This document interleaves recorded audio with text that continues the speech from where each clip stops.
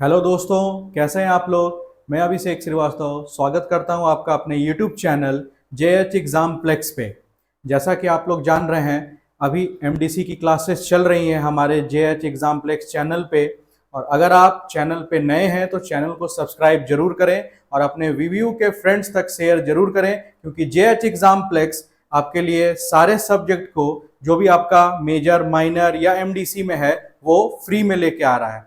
दूसरी बात, अगर आपका कौन सा सब्जेक्ट है आप कमेंट कर देंगे तो हमारे टीम के लिए, हमारे चैनल के लिए ये हम लोग को पता लग पाएगा कि हम लोग को कौन सी क्लासेस पर ज़्यादा फोकस करना है, जिससे आपको ज़्यादा फायदा मिल सके। तो 2 क्लासेस एमडीसी पेपर हिस्ट्री का मैंने ले चुका हूं, और 2 क्लासेस हुई है वो भारत के स्वतंत्रता संग्राम का इतिहास जो था 1857 का विद्रोह, उस पे 2 क्लासेस हो चुका है। उस पर पहला हम लोग कारण देख लिए थे, 2 क्लासेस कारण पे चला है और उसके नेतृत्वकर्ता कौन थे उस पर चला है। आज हम लोग देखेंगे कि किन किन विद्वानों के, किन किन इतिहासकारों के और किन किन राजनीतिक इतिहासकार के क्या क्या मत थे। तो उन लोग क्या क्या बोले थे 1857 के विद्रोह के बारे में, ये सब कुछ आज हम लोग पढ़ेंगे। इंग्लिश में बोले तो नेचर क्या है इस पूरे 1857 रिवॉल्ट का, ये हम लोग को देखना है।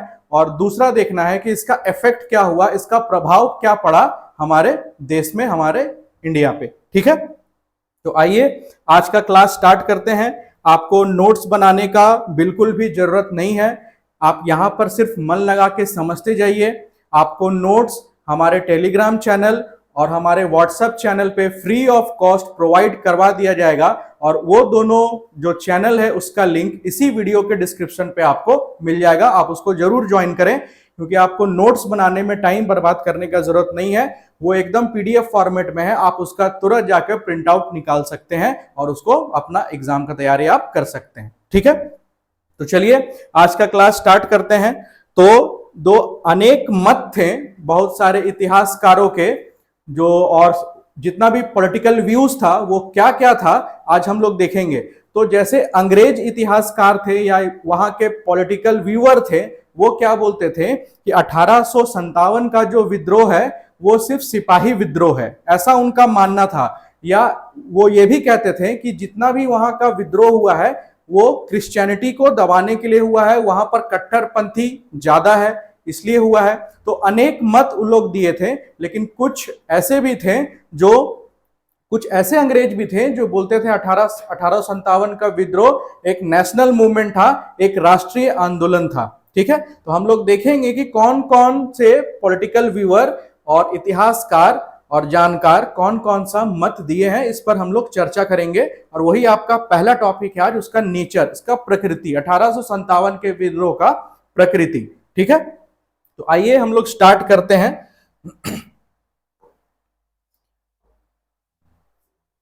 तो हम लोग नेचर पे अगर बात करें, थोड़ा सा पीडीएफ भी आपको शो करेंगे। पहले हम लोग जो प्रकृति पर आज हम लोग पढ़ रहे हैं, जो 1857 का नेचर था, प्रकृति था, वो क्या था। तो ये मेनली 2 व्यूज में ज्यादातर बटा हुआ था। एक था जो ब्रिटिश शासक थे उनका व्यूज, ब्रिटिश मत क्या था, और कुछ ऐसे थे जो इसको नेशनल मूवमेंट, राष्ट्रीय आंदोलन बोलते थे, राष्ट्रीय आंदोलन बोलते थे। ठीक है, तो ब्रिटिश मत में ये लोग क्या क्या बोलते थे, जैसे ये जो 1857 की क्रांति है, 1857 की क्रांति है, इसे ये लोग बोलते थे सिपाही विद्रोह है। ये एक सिपाही विद्रोह है, इसको ज्यादा राष्ट्रीय लेवल पर ले जाने का जरूरत नहीं है, सिंपल सा सिपाही विद्रोह है। और ये बोलते थे ये धार्मिक कट्टरपंथ को बढ़ावा देता है, ये धार्मिक कट्टरपंथ को बढ़ावा देने वाला है, को बढ़ावा देने वाला है। अभी हम लोग देखेंगे ये सब मत कौन दे रहे थे, बढ़ावा देने वाला है। ठीक। और हम लोग ये लोग बोलते थे कि ये इसमें हिंदू मुस्लिम फैक्टर बहुत है, हिंदू मुस्लिम फैक्टर इसमें बहुत है। आप इसको ये भी बोल सकते हैं कि धार्मिक उन्माद बहुत था इसमें। सब लोग मिलके जो क्रिश्चियनिटी है, जो क्रिश्चियनों का धर्म है, उसको ये लोग नहीं चाहते थे, पसंद करते थे। ये उन लोग का कहना था, ब्रिटिशर्स का। ठीक है। राष्ट्रीय आंदोलन में ये जो हमारा 1857 का विद्रोह था, इसको राष्ट्रीय आंदोलन कौन बोलते थे? तो एक डिजरेली नाम के एक अंग्रेज थे, वो सवाल उठा दिए थे कि क्या ये सिर्फ सिपाही विद्रोह है, क्या ये राष्ट्रीय आंदोलन नहीं हो सकता? दूसरा, कार्ल मार्क्स इसको किसानों का आंदोलन और राष्ट्रीय आंदोलन दोनों बोलते थे। ठीक है। और सबसे ज्यादा राष्ट्रीय आंदोलन अगर कोई बोले हैं तो वीडी सावरकर, वीडी सावरकर।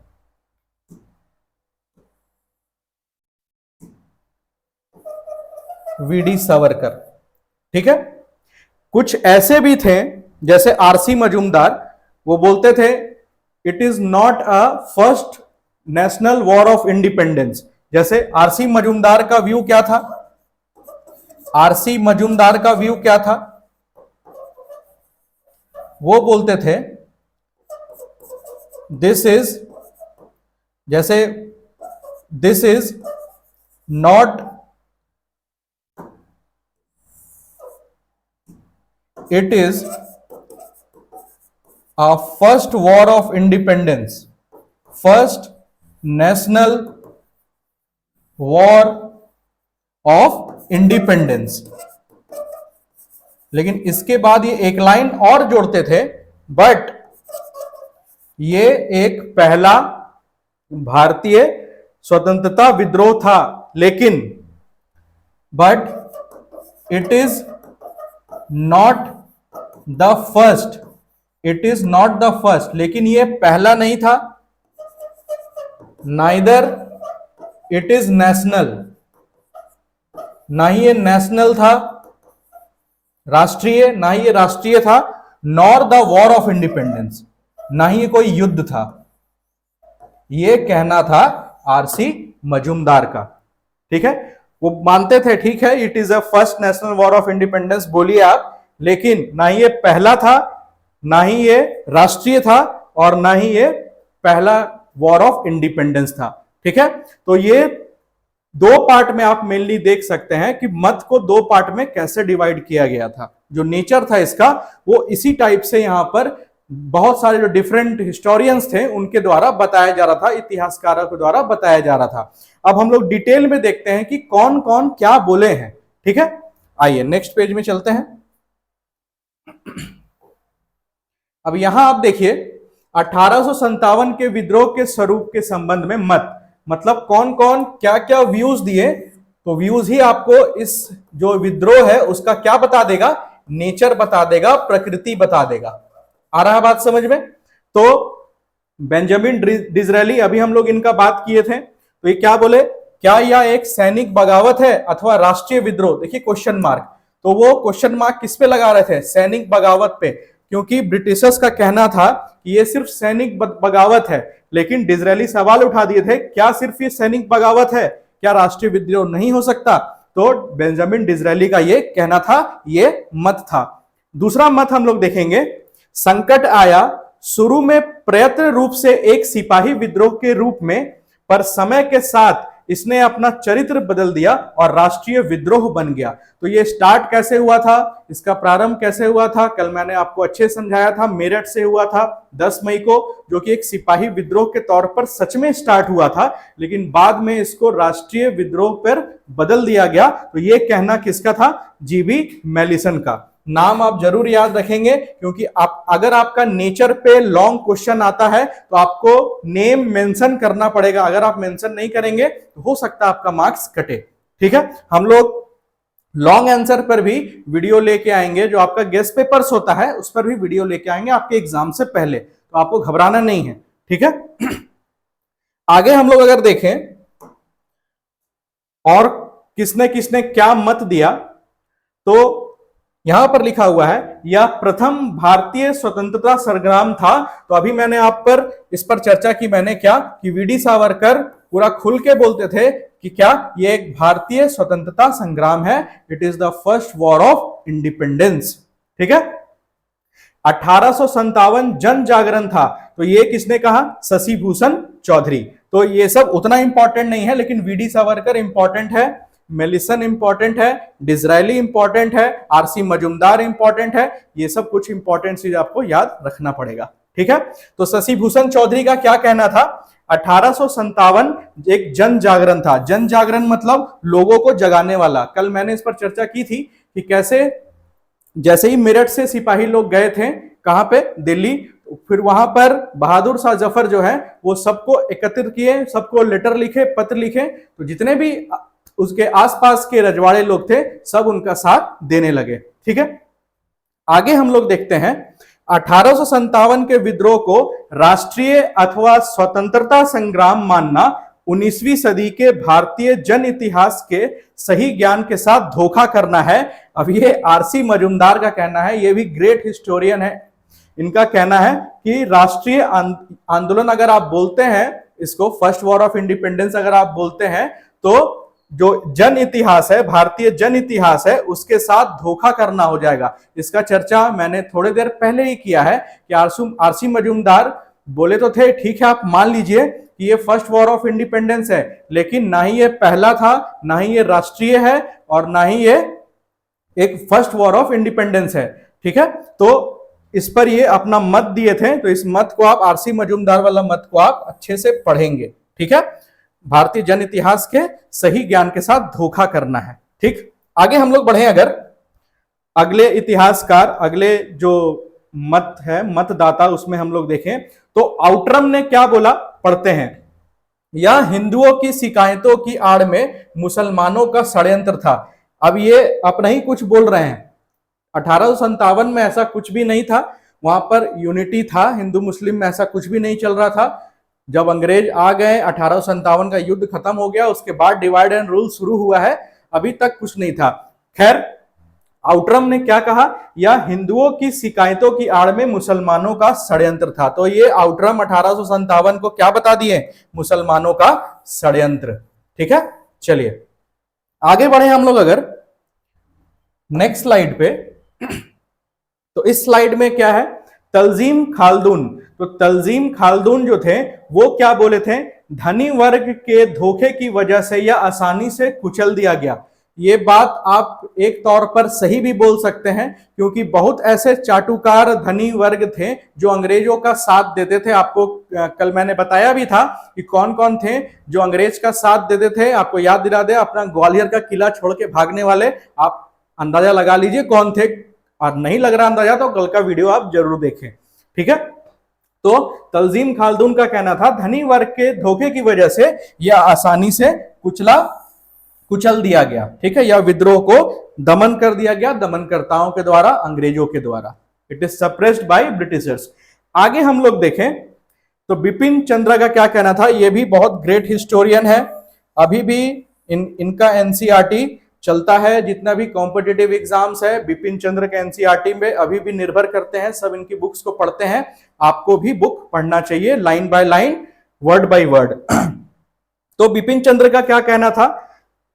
सारे आंदोलन में एक रूपता और भविष्यगामी कार्यक्रम की कमी थी। ये तो बिल्कुल सही है, क्योंकि आप विद्रोह तो स्टार्ट कर दिया, लेकिन विद्रोह को एक साथ लेके चलना और सबका मत एक होना, इस पे कहीं ना कहीं जो बहादुर शाह जफर थे या उनके आसपास के जितने भी रजवाड़े लोग थे, वो एक साथ एक मत पे नहीं आ पाए, जिससे ये विद्रोह जो है अलग अलग भाग में टूट गया। ठीक है। विद्रोह एक यूनिटी जो होना चाहिए, वो यूनिटी इसमें एक रूपता नहीं आ पा रही थी, इसलिए विद्रोह को अंग्रेजों द्वारा दमन कर दिया गया इसका। तो इसमें लिखा हुआ क्या है? सारे आंदोलन में एक रूपता और भविष्यगामी कार्यक्रम की कमी थी। तो कमी होने के कारण ही, ठीक है, एक रूपता नहीं थी, यूनिटी नहीं था, और आगे क्या करना है इसके बारे में किसी को नहीं पता था। बस किसान क्या चाह रहे थे? उनका सुधर जाए। सिपाही लोग क्या चाह रहे थे? उनका सुधर जाए। जमींदार क्या चाह रहे थे? उनका स्थिति सुधर जाए। लेकिन कोई एक मत नहीं था कि अंग्रेजों को यहां से भगाना है। ठीक है। ऐसा कुछ यहां पर पता नहीं चल पा रहा था, जो कि सत्ता छीनने के बाद लागू किया जा सके। तो ये कहना था किनका? बिपिन चंद्र जी का कहना था। आगे हम लोग अगर बढ़े तो ताराचंद जी का कहना क्या था? 1857 का विद्रोह एक कमजोर व्यवस्था अपनी खोई हुई मर्यादा को पाने का अंतिम प्रयास था। ठीक है, तो ये जो हिस्टोरियन थे इनका कहना था कि जो भी भारत जो 1600 से, जब से ईस्ट इंडिया कंपनी आई तब से लेके 1857 तक जो भी भारत खोया है, 1857 का विद्रोह उसको वापस पाने का एक जरिया है। अगर लोग कोशिश करें तो उसको वापस पाया जा सकता है। जो अंग्रेज है उस पर बनाया जा सकता है, उनको यहां से भगाया जा सकता है। ठीक है, ये कहना था ताराचंद जी का। लेकिन ऐसा कुछ भी व्यवस्था उस समय दिख नहीं रहा था जो सापेक्ष रूप पे दिखे कि सब ये करना चाह रहे थे। मैंने अभी जस्ट आपको बताया कि किसान चाह रहे थे सिर्फ उनका स्थिति सुधरे, और वो जमींदार चाह रहे थे, तालुकदार चाह रहे थे उनका अपना अपना स्थिति सुधर जाए। ठीक है, एक मत नहीं हो पा रहा था। आगे अगर हम लोग देखें तो पर्सिवल स्पीयर ने क्या बोला, आइए हम लोग डिस्कस करते हैं। पर्सिवल स्पीयर ने कहा, या दावे के साथ कहा जा सकता है कि यह पूर्णतः एक सैनिक विद्रोह था। तो पर्सिवल स्पीयर, आपको नाम से ही अंग्रेज लग रहे हैं, अंग्रेज लोग तो बोलते ही थे कि सैनिक विद्रोह है। ये पूर्णतः एक सैनिक विद्रोह था जो भारतीय सेनाओं की शिकायतों और अनुशासनहीनता तथा ब्रिटिश सैन्य अधिकारियों की गलतियों के कारण पैदा हुआ था। अब ये बहुत बड़ा बात बोल दिए हैं, ये हम लोग भी आगे देखेंगे। तो इसी बात पर जो ईस्ट इंडिया कंपनी का जो रूल था वो 1858 में समाप्त कर दिया गया, 57-58 में समाप्त कर दिया गया। उसके बाद क्वीन का रूल आया, रानी का रूल आया, क्राउन का रूल आया। ठीक है, अभी हम लोग उस पर चर्चा करेंगे, इसके इफेक्ट पे। अभी आपको चिंता नहीं करना, अभी हम लोग सिर्फ मत पढ़ रहे हैं। तो पर्सिवल स्पीयर का मत था, और यह दावे के साथ कहा जा सकता है कि पूर्णतः एक सैनिक विद्रोह था। ठीक है, तो ये मान लिए थे कि सैनिक विद्रोह था, लेकिन ये विद्रोह हुआ क्या उसका भी कारण बता रहे हैं। जो भारतीय सेनाओं की शिकायतों और अनुशासनहीनता तथा ब्रिटिश सैन्य अधिकारियों की गलतियों के कारण था। वो मान रहे थे जो ब्रिटिश सैन्य अधिकारी है उस समय गलती पे गलती कर रहे थे, जिसके कारण ये विद्रोह हुआ। तो ब्रिटिश सैन्य अधिकारी उस समय कौन थे? वो तो ईस्ट इंडिया कंपनी के आर्मी मेंबर थे, याद रखिएगा। उस समय क्राउन रूल नहीं था। ठीक है, यह कहना कि बगावत आधुनिक स्वतंत्रता की ओर पहला प्रयास था सच में दोषपूर्ण है। ठीक है, बल्कि राजनीतिक प्रतिपेक्ष में यह पुराने रूढ़िवादी भारत का अंतिम प्रयास था। तो ये बहुत बड़ा चीज, बहुत अच्छा बात बोले हैं कौन? Percival Spear. तो ये मान लिए थे कि ये ब्रिटिश सैन्य अधिकारियों की गलती के कारण पैदा हुआ था, और इनका ये भी कहना था कि आधुनिक स्वतंत्रता की ओर ये पहला प्रयास था यहां से अपने स्थिति को सुधारने का, बल्कि राजनीतिक प्रतिपेक्ष में या पुराने रूढ़िवादी भारत का अंतिम प्रयास था। ठीक है, इसको ये अंतिम प्रयास मान रहे थे, लेकिन इन लोगों को ये पता नहीं था अभी प्रयास जारी रहने वाला है। अभी आगे बहुत सारे कार्यक्रम होने वाले हैं भारत में जो अंग्रेजों के नाक में दम करेंगे। ठीक है, आगे हम लोग देखें तो एलआर रीज का क्या कहना था, यह भी इंपॉर्टेंट है, इसको मार्क कर लीजिएगा। एलआर रीज, तो यह ईसाई धर्म के विरुद्ध एक धर्म युद्ध था। तो ये कुछ भी बोल के चले गए, यह ईसाई धर्म के विरुद्ध था। जैसा कि आपको पता है कि ये जो भारत है यहां पर कोई भी धर्म के साथ कुछ भी नहीं किया जाता है, उसके खिलाफ तो कुछ भी नहीं किया जाता है। तो ये कुछ भी बोल के चले गए, या ईसाई धर्म के विरुद्ध एक धर्म युद्ध था, ये कहना था एलआर रीज का। ठीक है, अब अपना अपना मत है, बोल के चले गए। ठीक है, आगे हम लोग अगर देखें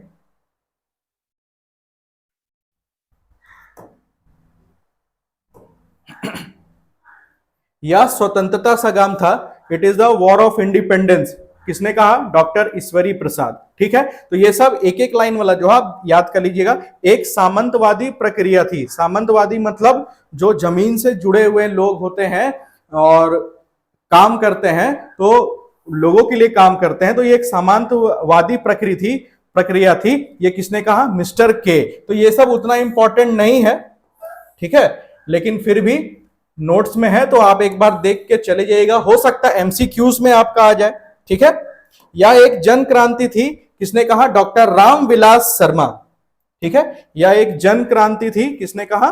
doctor Ramvilas Sharma. T R. Holmes ने क्या कहा? यह सभ्यता एवं बर्बरता का संघर्ष था। ठीक है, तो ब्रिटिशर्स का यह भी मानना था कि जो यह सभ्यता एवं बर्बरता का संघर्ष था, मतलब जो बर्बरता अंग्रेज लोग दिखा रहे थे भारतीयों पे, उसके विरुद्ध में यह विद्रोह किया गया था और विद्रोह की चिंगारी भड़काई गई थी, जो कि सही भी थी, क्योंकि बहुत ज्यादा दमन वो लोग भारतीय लोगों का शोषण कर रहे थे। ठीक है, चलिए, तो ये था आपका जितना भी मत था, जितना भी प्रकृति था, नेचर था, वो हम लोग देख लिए इस वीडियो। ठीक है, अब हम लोग का लास्ट बचा हुआ है कि 1857 का जो विद्रोह हुआ था उसका प्रकृति क्या है। ठीक है, परिणाम क्या है। प्रकृति तो देख लिए, परिणाम क्या है, इफेक्ट क्या हुआ है 1857 के विद्रोह का। ठीक है, तो हम लोग विद्रोह का परिणाम का चर्चा करते हैं और इस चर्चा को हम लोग लेके चलेंगे आगे भी। कहां पे? माइंड मैप के थ्रू। जब हम लोग पूरा पढ़ लेंगे चर्चा, जो भी होगा 2 या 4 पेज का, उसको फिर एक माइंड मैप से क्लियर कर देंगे आपको कि ये बोलना क्या चाह रहा था। और माइंड मैप का आप नोट्स जरूर बनाइएगा, क्योंकि वो लास्ट टाइम रिवीजन के लिए आपके लिए बहुत इंपॉर्टेंट होगा। आप आंसर जोड़ पाएंगे, एग्जाम में लिख पाएंगे। आ रहा है बात समझ में? चलिए आगे बढ़ते हैं। तो विद्रोह के परिणाम, तो इफेक्ट क्या थे, विद्रोह का परिणाम क्या था, ये हम लोग देखेंगे अभी आगे। तो 1857 के विद्रोह के असफल होने के तत्काल बाद ब्रिटिश क्राउन ने कंपनी से भारत पर शासन करने के सभी अधिकार वापस ले लिए। ठीक है, तो देखिए हुआ क्या था। मान लीजिए 1857 का विद्रोह जब भी स्टार्ट हुआ, तो उससे पहले जो ईस्ट इंडिया कंपनी थी उसका रूल था, और ये अपने जो पॉलिसीज बनाए थे, जो भी नियम कानून बनाए थे, उससे बहुत ही रोष की भावना, बहुत ही डिस्कंटेंट फैल रहा था यहाँ के लोगों में, भारतीय लोगों में। इससे ये नाखुश थे। तो कहीं ना कहीं ये बात ब्रिटिश क्राउन तक भी पहुंचती थी कि वहां के लोग नाखुश हैं। ठीक है, ऐसे ब्रिटिश क्राउन ही ईस्ट इंडिया कंपनी को संरक्षण देती थी। लेकिन फिर भी अगर बहुत सारे लोग अगर किसी दमनकर्ता के द्वारा, जैसे ईस्ट इंडिया कंपनी के द्वारा परेशान हो रहे हैं, तो कोई भी नहीं चाहेगा कि अगर कोई वहां पर राज कर रहा है तो वहां के लोग ज्यादा परेशान हों। ठीक है, तो उसके बाद हुआ क्या, ईस्ट इंडिया कंपनी का वहां पर जो लोग ट्रेड कर रहे थे, जो रूल कर रहे थे, उस रूल को क्या कर दिया गया, समाप्त कर दिया गया 1857 की क्रांति के बाद। ठीक है, समाप्त कर दिया गया। तो समाप्त करने के बाद पहला क्या हुआ था, तो समाप्त करने के बाद सबसे पहले हुआ कि जो मान लीजिए ये भारत है आपका, तो जो भी गवर्नर जनरल होते थे, पहले गवर्नर जनरल होते थे, गवर्नर जनरल का पद को हटा के उसके जगह पर उस पद का नाम आप मान लीजिए, नाम रख लिया गया क्या, वाइसरॉय। ठीक है, गवर्नर जनरल का पद को हटा के उसका नाम रख लिया गया वाइसरॉय। और ऐसे पहले वाइसरॉय बने कौन, लॉर्ड कैनिंग। ऐसे पहले वाइसरॉय बने लॉर्ड कैनिंग। क्लियर है ये बात, लॉर्ड कैनिंग बने आपके पहले वाइसरॉय। और ये डायरेक्ट किसके अंडर में था, क्वीन के अंडर में था। ठीक है, क्वीन या क्राउन आप बोले तो रानी के अंडर में था। तो रानी और वाइसरॉय के बीच बात करने के लिए, अब रानी हर बार तो वाइसरॉय से बात नहीं करेगी ना, तो बीच में एक कम्युनिकेशन चैनल था। वहां पर बीच में कौन था, यहां का बात वहां और वहां का बात यहां पहुंचाने के लिए, तो वो था secretary of state. Secretary of state, तो ये क्या करता था, ये जो भी इस देश पे हो रहा है वो क्राउन तक पहुंचाता था, और रानी का जो मैसेज है वो वाइसरॉय तक पहुंचाता था। ठीक है, तो कौन सा पद समाप्त कर दिया गया, गवर्नर जनरल का पद समाप्त कर दिया गया, ईस्ट इंडिया कंपनी का शासन समाप्त कर दिया गया, क्राउन अपने अंडर शासन को ले ली, और सेक्रेटरी ऑफ स्टेट एक पोस्ट को लाया गया। ठीक है, और भी जो हुआ था हम लोग देखते हैं और क्या हुआ था। तो 1857 के विद्रोह के असफल होने के तत्काल बाद ब्रिटिश क्राउन ने कंपनी से भारत पर शासन करने के सभी अधिकार वापस ले लिए। अभी मैंने बताया आपको, कंपनी पर नियंत्रण हेतु स्थापित बोर्ड ऑफ कंट्रोल और बोर्ड ऑफ डायरेक्टर्स को समाप्त कर दिया गया। जो ये बोर्ड ऑफ कंट्रोल और बोर्ड ऑफ डायरेक्टर्स बनाया गया था, उसको समाप्त कर दिया गया रानी के द्वारा। ये बोर्ड ऑफ कंट्रोल और बोर्ड ऑफ डायरेक्टर्स क्या होता है, इसके लिए आपको थोड़ा सा पॉलिटिकल साइंस में, पॉलिटी में जाके पढ़ना पड़ेगा खुद से कि ये बोर्ड ऑफ डायरेक्टर्स और बोर्ड ऑफ कंट्रोल कुछ नहीं था, लोगों का एक ग्रुप था जो देश में कैसे कानून व्यवस्था या फिर कैसे ट्रेड चल रहा है उस चीज को बताता था, ब्रिटेन में जाके या ब्रिटिशर्स तक उस बात को पहुंचाता था। ठीक है, तो इस चीज को कंपनी का नियंत्रण हेतु स्थापित बोर्ड ऑफ कंट्रोल और ये बोर्ड ऑफ डायरेक्टर्स दोनों को क्या कर दिया गया, खत्म कर दिया गया। अब जब ये दोनों था किसका, ईस्ट इंडिया कंपनी का, तो ईस्ट इंडिया कंपनी रही नहीं, तो फिर ये दोनों बोर्ड रह के क्या करेंगे। ठीक है, तो समाप्त कर दिया गया। 1 नवंबर 1858 को इलाहाबाद में क्या हुआ, एक दरबार लगा जहां पर लॉर्ड कैनिंग ने महारानी की उद्घोषणा को पढ़ा। तो 1 नवंबर 1858 को उद्घोषणा हुआ। तो क्या क्या उस उद्घोषणा में था, आइए हम लोग डिस्कस करते हैं। तो उद्घोषणा में था क्या, तो उसके लिए एक माइंड मैप मैंने बना के रखा है पहले से आपके लिए। तो देखिए, सबसे पहले तो गवर्नमेंट ऑफ इंडिया एक्ट आया। गवर्नमेंट ऑफ इंडिया एक्ट आया 2 अगस्त 1858 को। तो मैंने आपको बता दिया क्या क्या हुआ। गवर्नर जनरल का पोस्ट को हटा के वाइसराय का पोस्ट कर दिया गया और सेक्रेटरी ऑफ स्टेट को चुना गया। सेक्रेटरी ऑफ स्टेट एक न्यू पोस्ट को ऐड किया गया और ईस्ट इंडिया कंपनी से शासन छीन के क्राउन अपने अंडर शासन ले ली। फिर उसके बाद 1 नवंबर 1858 को जो इलाहाबाद दरबार लगा था, उस दरबार में लॉर्ड कैनिंग जो है वो क्वीन का जो लेटर था उसको पढ़े थे। तो उसमें क्या था, तो उसमें देखिए आपको समझना है, रटना नहीं है। 1857 का विद्रोह का कारण क्या था, तो पहला सिपाही, दूसरा किसान, तीसरा लोगों के धार्मिक जो मान्यताएं थे उसको कुचलना। ठीक है, तो ये सब चीज को ब्रिटिशर्स लोग बोला अब हम लोग ये सब किसी भी चीज में दखल नहीं देंगे, आपको जो करना है कीजिए। मतलब रानी का जो लेटर था उसमें ये लिखा हुआ था कि अब हम लोग ना ही अनेक्सेशन करेंगे ना ही किसी पर कब्जा करेंगे। तो इससे राजा रजवाड़े लोग पूरा खुश हो गए, हम लोग का कोई जमीन या कोई भी एम्पायर जो है उनका छीन नहीं सकता। ठीक है, तो कोई भी अनेक्सेशन नहीं होगा, कोई भी कब्जा नहीं होगा, डॉक्ट्रिन ऑफ लैप्स नहीं होगा। ठीक है, तो ये था पहला घोषणा। दूसरा, किसी भी धार्मिक मामले में हम लोग बीच पे नहीं पड़ेंगे। ऐसे जो अंग्रेज है वो लिबरल्स माने जाते हैं, वो कोई भी बुरा अगर धार्मिक काम हो रहा है तो उसको रोकने के लिए, आपको पता है सती रोके थे वो लोग, विडो रीमैरिज एक्ट लेके आए थे। ठीक है, फीमेल इन्फेंटिसाइड को लोग रोके थे। लेकिन कोई भी अदर रिलीजियन में जो कोई भी आपका धार्मिक भावनाओं को भड़काने वाला, अंग्रेज उसमें अपना कदम नहीं रखेंगे, उसमें कोई भी इंटरफेरेंस नहीं करेंगे। तो ये लोग रिलीजियन में कोई भी इंटरफेरेंस अब नहीं करना चाह रहे थे। तो आप ये भी बोल सकते हैं कि जो अंग्रेज थे वो लिबरल से क्या बन गए थे, लिबरल से बन गए थे कंजर्वेटिव। अब इन लोग को, जो भारतीय लोग हैं, उनके धर्म के मामले में पढ़ना नहीं था। ठीक है, ये था उनका दूसरा घोषणा। तीसरा, equal and impartial protection under law. जितना भी लोग हैं, जो भी काम कर रहे हैं, कुछ भी कर रहे हैं, सबको एक ही नियम के तहत, एक ही कानून के तहत सबको प्रोटेक्शन मिलेगा, किसी के साथ भेदभाव नहीं होगा। अभी हम लोग देखेंगे, जब हम लोग आर्मी रीऑर्गेनाइजेशन देखेंगे तो उसमें क्या होता है, अभी हम लोग उस पर चर्चा करेंगे। और सबको समान अपॉर्चुनिटी मिलेगा। मतलब मान लीजिए किसी को सरकारी नौकरी में या फिर किसी भी और चीज के पद में, सबको जो अपॉर्चुनिटी है सबको समान मिलेगा, किसी को ऊपर नीचे भेदभाव नहीं होगा। ठीक है, तो ये था आपका 1858, 1 नवंबर 1858 के दिन हुआ घोषणा। और भी घोषणा हुआ था, लेकिन 4 इंपॉर्टेंट ये था। तो आप देखेंगे, ये है जमीन पर कब्जा करने का बात हो रहा है, तो ये जमींदार लोग हो गए, राजा रजवाड़े हो गए, उनके लिए फायदे वाला बात है। रिलीजियन वाला बात हो गया, तो ये सोशियो रिलीजियस दो कॉजेस हम लोग पढ़े थे, उनके लिए ये अच्छा हो गया।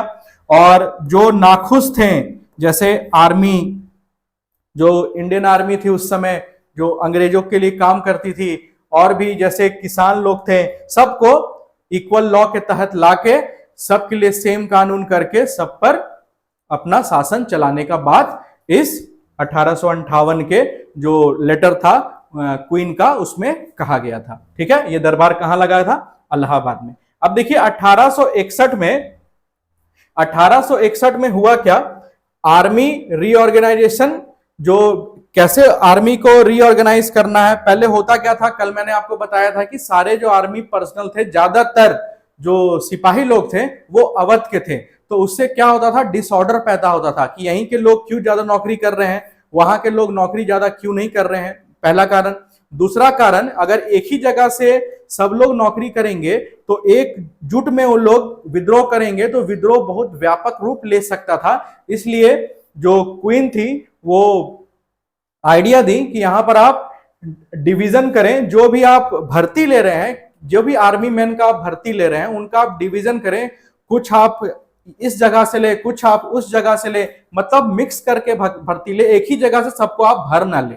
ठीक है, ये था। दूसरा, आर्मी एमलगेशन एक्ट जो आया था 1861 में। तो आर्मी एमलगेशन एक्ट क्या था, तो इसमें बोला गया था कि जो भी आर्मी है आपका, मान लीजिए दो तरह का आर्मी था, एक 1857 से पहले, तो 1857 से पहले कौन सा आर्मी होगा, तो वो होगा ईस्ट इंडिया कंपनी का आर्मी, कंपनीज आर्मी होगा ना, ये था आपका कंपनीज आर्मी। और जब क्वीन रूल आ गया, क्राउन रूल आ गया, तो वो हो गया क्राउन आर्मी या ब्रिटेन आर्मी आप बोल सकते हैं। तो इस कंपनी आर्मी में कौन लोग काम कर रहे थे, तो कंपनी आर्मी के अंग्रेज लोग, ब्रिटिशर्स लोग काम कर रहे थे और इंडियंस लोग काम कर रहे थे। ठीक है, ब्रिटिशर्स लोग काम कर रहे थे और इंडियंस लोग काम कर रहे थे। तो यहां पर क्या बोला गया, जैसे ही कंपनी रूल खत्म हुआ तो कंपनी आर्मी भी खत्म हो जाएगा। अब ये दोनों को बोला गया कि आप क्राउन आर्मी के अधीन काम करें। ठीक है, और दोनों को सेम सैलरी, सब कुछ सेम दिया जाएगा। तो इससे हुआ क्या, अब इंडियंस तो दुखी नहीं हुए लेकिन ब्रिटिशर्स दुखी हो गए कि हम लोग को अगर काम करना ही है तो हम लोग फिर कंपनी आर्मी में क्यों आते हैं, क्योंकि कंपनी आर्मी में क्यों आए होंगे आपको पता है, करप्शन। ठीक है, ट्रेड में करप्शन, बहुत सारे चीज में करप्शन। तो ब्रिटिशर्स लोग यहाँ पर जो थे, ब्रिटिशर्स सिपाही और यहाँ पर्सनल, वो गुस्सा हो गए क्राउन से, क्राउन उन लोगों को क्राउन आर्मी में डाला जा रहा था इसलिए। तो उन लोग गुस्सा हो गए, तो यहां पर उन लोग भी विद्रोह किए। और यहां पर छोटा सा विद्रोह का एक नाम आप याद रखेंगे, तो ये विद्रोह कौन किए, कंपनी के आर्मी लोग किए जो कि ब्रिटिशर्स थे। तो ब्रिटिशर्स कैसे होते हैं, गोरे, तो इसलिए इस विद्रोह का नाम था व्हाइट म्यूटिनी। व्हाइट म्यूटिनी, इस विद्रोह का नाम था व्हाइट म्यूटिनी। ठीक है, सफेद विद्रोह। तो ये ब्रिटिशर्स लोग कर रहे थे अपने ही क्राउन, अपने ही रानी के विरोध में। ठीक है, आगे देखेंगे आप लिंक्ड बटालियन स्कीम। अब लिंक्ड बटालियन स्कीम में क्या था, जैसे मान लीजिए कोई भी, जैसे ब्रिटिश और इंडिया का, ब्रिटिश और इंडियन जो आर्मी मैन थे, ब्रिटिश आर्मी मैन और इंडियन आर्मी मैन, तो उसमें जो रेशियो रखना था वो 2:1 का रखना था, 2:1 का रेशियो रखना था। तो मतलब हर, एक मिनट उल्टा लिख दिए, 1:2 में रखना था, एक सेकेंड, इसको 1:2 में रखना था। मतलब हर 2 इंडियन पे 1 ब्रिटिश जरूर होना चाहिए, हर 200 इंडियन में 100 ब्रिटिशर्स जरूर होना चाहिए। हर जगह पे ये हल्का फुल्का अलग था लेकिन ज्यादातर रेशियो यही चल रहा था।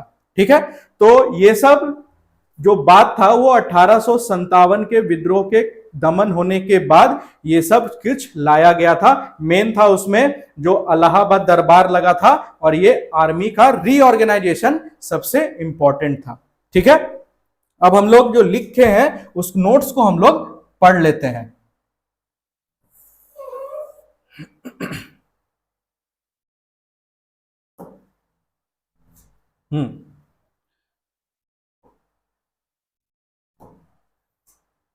हाँ, तो कंपनी पर नियंत्रण हेतु स्थापित बोर्ड ऑफ कंट्रोल और बोर्ड ऑफ डायरेक्टर्स को समाप्त कर दिया गया। और ये भी हम लोग पढ़ लिए कि इलाहाबाद में आयोजित दरबार में लॉर्ड कैनिंग ने महारानी की उद्घोषणा को पढ़ा। ठीक है, अभी जो मैंने आपको माइंड मैप दिखाया, आप माइंड मैप को जरूर बार बार रिवाइज करेंगे, ये पूरा कहानी वहीं पर है, एक ही पेज पे। ठीक है, चलिए आगे बढ़ते हैं नेक्स्ट पेज पे।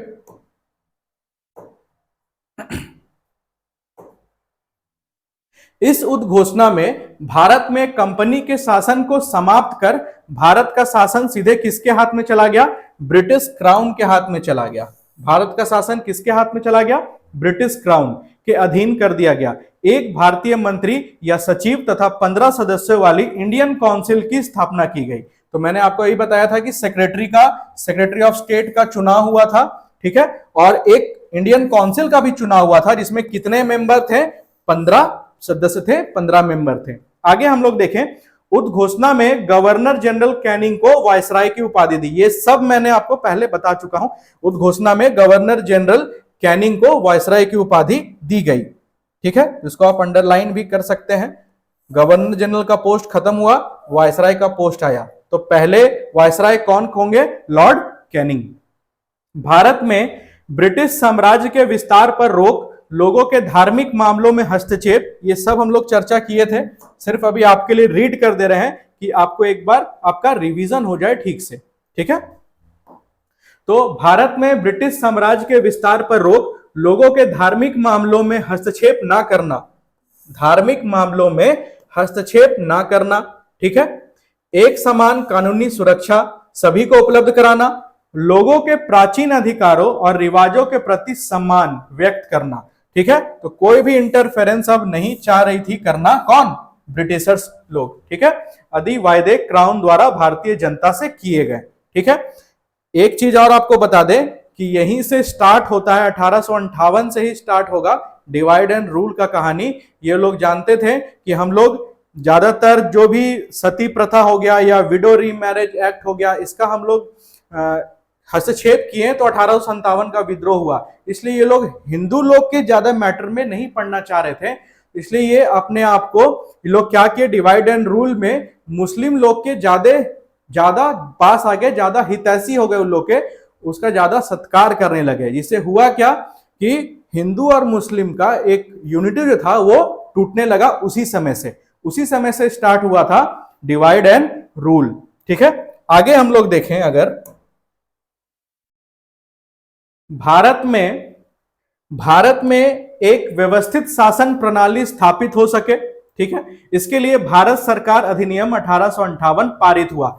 ये सब थोड़ा थोड़ा पॉलिटी का भी पार्ट है, तो अगर जिस दिन पॉलिटी होगा उस दिन आपको ये सब भी बताया जाएगा एमडीसी पेपर में, जिनका भी पॉलिटी होगा, ठीक है। इस पर विशेष चर्चा नहीं करते हुए हम लोग टॉपिक से जुड़े रहेंगे, टॉपिक से बाहर नहीं जाएंगे, नहीं तो ये सब अपने आप में बहुत बड़ा टॉपिक हो जाएगा, ठीक है। तो क्या स्थापित हुआ? भारत में एक व्यवस्थित शासन प्रणाली स्थापित हो सके, इसके लिए भारत सरकार अधिनियम 1858 पारित हुआ, जिसके द्वारा पिट्स इंडिया एक्ट 1784 द्वारा की गई सारी व्यवस्थाओं को क्या कर दिया गया? समाप्त कर दिया गया, ठीक। आगे हम लोग देखें, 1857 के विद्रोह के बाद ब्रिटिश सरकार ने सेना के पुनर्गठन के लिए स्थापित पील कमीशन की रिपोर्ट पर सेना में भारतीय सैनिकों की तुलना में यूरोपियन सैनिकों की अनुपात बढ़ा दिया गया। तो अभी मैंने आपको कहा कि रेशियो क्या था भारतीय और यूरोप का, 2:1, वही यहां पर लिखा हुआ है। तो आप उस समय वहां पर कमीशन नहीं लिखा हुआ था, आप कमीशन नोट करेंगे। तो किसके कमीशन का नाम क्या था? तो पील कमीशन। तो पील कमीशन की रिपोर्ट पर सेना में भारतीय सैनिकों की तुलना में यूरोपियन का अनुपात बढ़ा दिया गया। तो यहां पर भारतीय लोगों का, यहां पर थोड़ा सा उल्टा लिखा हुआ है, यहां पर भारतीय लोगों का अनुपात को बढ़ाया गया था, ठीक है। जितना भी भारतीय लोग थे वो 2:1 के रेशियो में थे, क्योंकि कितने अंग्रेज को बाहर से लेके आते। आ रहा बात समझ में? इसको आप थोड़ा सा सुधार लेंगे। भारतीय सैनिकों का यहां पर जो अनुपात था वो बढ़ाया गया था, ठीक है। आगे हम लोग देखें, अगर हम लोग चर्चा करें, सैनिकों की भर्ती हेतु एक रॉयल कमीशन गठित हुआ, ठीक है। तो रिक्रूटमेंट, जो सिपाही लोग का रिक्रूटमेंट था, उसके लिए एक कमीशन गठित हुआ तथा बड़ी कुटिलता से फुट डालो और राज करो की नीति का अनुसरण करते हुए सेना के रेजिमेंटों को जाति, समुदाय और धर्म के आधार पर विभाजित किया जाने लगा। यहीं से स्टार्ट होता है आपका भारत में हिंदू मुस्लिम की लड़ाई, जो अभी भी चल रहा है, और ये अंग्रेज लोग का ही देन है, डिवाइड एंड रूल, ठीक है। सैनिकों की भर्ती हेतु एक रॉयल कमीशन का गठन हुआ। अब उस रॉयल कमीशन में रिक्रूटमेंट कैसे हो रहा था? तो फुट डालो और राज करो के तहत कैसे कैसे सेना में रेजिमेंटों को किस किस आधार पर बांटा जा रहा था? जाति, समुदाय, धर्म के आधार पर विभाजित किया जा रहा था। भारतीय रजवाड़ों के प्रति विजय और विलय की नीति का परित्याग कर सरकार ने राजाओं को गोद लेने की अनुमति प्रदान कर दी। मतलब डॉक्ट्रिन ऑफ लैप्स खत्म कर दिया। अब वो लोग नेचुरल हेयर नहीं भी है तो एडॉप्टेड हेयर ले सकते हैं। ठीक है, चलिए आगे बढ़े अगर हम लोग, अब यहां पर कुछ और मत हैं जो हम लोग पीछे नेचर देखे थे, उन नेचर के बारे में थोड़ा सा यहां पर और कुछ लिखा हुआ है, तो आइए देखते हैं क्या लिखा हुआ है। तो सर सैयद अहमद खान ने विद्रोह के तुरंत बाद 1860 तथा वीडी सावरकर ने 1909 में, ठीक है, सर सैयद अहमद खान कब 1860 में और वीडी दामोदर कब, सावरकर कब 1909 में। तो 1857 के विद्रोह पर अपने विचार प्रकट किए हैं। तो ये ऐसे दो भारतीय थे जिन्होंने इस संबंध में लिखा। तो सावरकर जी ने क्या लिखा, इस चीज को हम लोग पढ़ते हैं। सावरकर ने इस संघर्ष को भारतीय स्वतंत्रता संग्राम के रूप में देखा। ये हम लोग पहले ही चर्चा कर चुके हैं, बस ये आपके नोट्स के लिए है, आप इसको जरूर अपने कॉपी में अच्छे से लिखें। ये जितना भी चीज यहां पर लिखा हुआ है इसका चर्चा हम लोग पहले ही कर चुके हैं। वीडियो का स्टार्टिंग हुआ था, हम लोग इसी से किए थे, प्रकृति पर, लोगों के मत पर, इतिहासकारों के मत पर। ठीक है, इसके पहले मैं आपको फिर से याद दिला दूं, इसके पहले 2 क्लासेस हो चुकी हैं। उस दोनों क्लास का जो वीडियो का लिंक है इसी वीडियो के डिस्क्रिप्शन में आपको मिल जाएगा। और नोट्स के लिए आप व्हाट्सएप चैनल और टेलीग्राम चैनल ज्वाइन करना ना भूलें। आ गया बात समझ में? चलिए मिलते हैं अगले वीडियो में, तब तक के लिए गुड बाय, जय हिंद।